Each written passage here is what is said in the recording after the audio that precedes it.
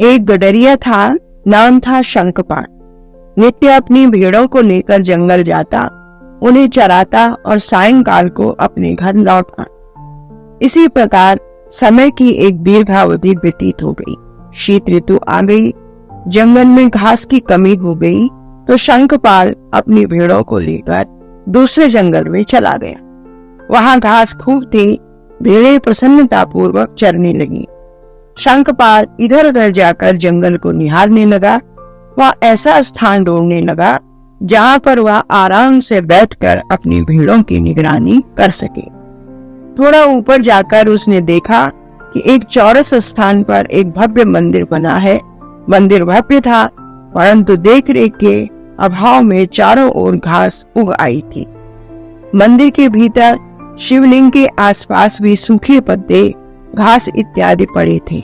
उसने निश्चय किया कि भेड़ें तो चर ही रही हैं, क्यों न मैं इस मंदिर की सफाई कर लूं।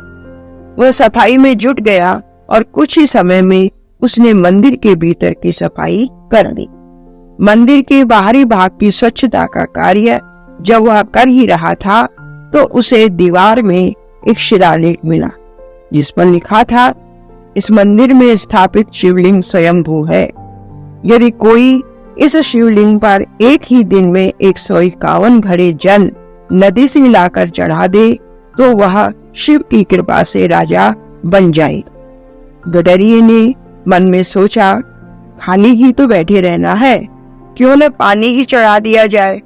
यह सोचकर उसने मंदिर में रखा घड़ा उठाया और नीचे बहती नदी से पानी लाकर शिवलिंग पर चढ़ाने लगा। इस कार्य में परिश्रम बहुत था, परंतु वह लगा रहा और लगभग 100 घड़े उसने शिवलिंग पर चढ़ा दिए।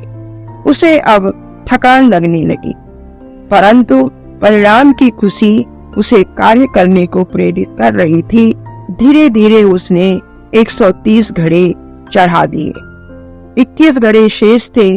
शनि शनि उसका मन कार्य के परिणाम की ओर जाने लगा। वह भी एक मानव था, इच्छाएं उसकी भी थी।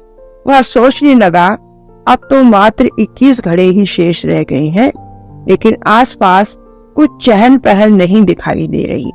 आखिर बिना सैनिक, मंत्री और प्रजा के मैं राजा कैसे बनूंगा। सोचते सोचते वह पानी के घड़े लाता रहा और शिवलिंग पर चढ़ाता रहा। 10 घड़े और पूरे हो गए। वह इधर उधर देखते हुए पानी लाता रहा, किंतु अब वह धीरे धीरे क्रोधित हो रहा था। उसे लग रहा था कि यह एक मजाक है जो मंदिर बनाने वालों के द्वारा किया गया है। फिर भी जैसे तैसे उसने 9 घड़े जल के और चढ़ा दिए। अभी भी कोई अच्छे लक्षण उसे आसपास नहीं दिखाई दिए। वह 150वां घड़ा जल भरकर ला रहा था। हताशा और क्रोध सीमाहीन हो चुके थे। वह निरंतर चारों ओर देखते हुए आ रहा था, किंतु कोई परिवर्तन नहीं।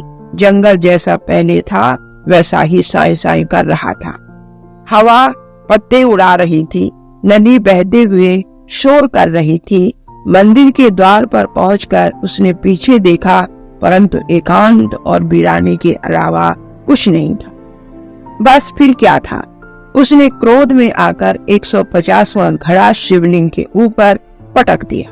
घड़ा फूट गया, पानी बिखर गया, परंतु उसी समय तीव्र स्वर के साथ शिवलिंग मध्य से फट गया और उसने देखा कि शिव उसके सामने खड़े थे और कह रहे थे, शंखपाल, जब तुमने 149 घड़े चढ़ा दिए थे, तो 150वां घड़ा भी प्रेम पूर्वक चढ़ाकर 151वां घड़ा भी लाते और चढ़ा देते, जो होता देखा जाता। परंतु तुम कार्य को पूरा तो करते, तुमने कार्य पूरा नहीं किया और अंतिम समय में अपना क्रोध भी प्रकट करके कार्य को सही ढंग से नहीं किया। सफलता उसी को मिलती है जो लगन से कार्य को पूर्ण करता है। कहते हुए शिव अंतर्धान हो गए। शंखपाल पछताता हुआ भेड़ों को लेकर घर लौट आया। मित्रों, कार्य करते समय जैसी भी स्थितियां हो, यदि कार्य प्रारंभ कर दिया है तो उसे अधूरा न छोड़कर पूरा अवश्य करना चाहिए। कार्य की विवेचना अच्छी या बुरी तभी हो सकती है जब हम उसे पूरा कर लें। धन्यवाद। आपके कमेंट, शेयर और सब्सक्राइब की प्रतीक्षा रहेगी।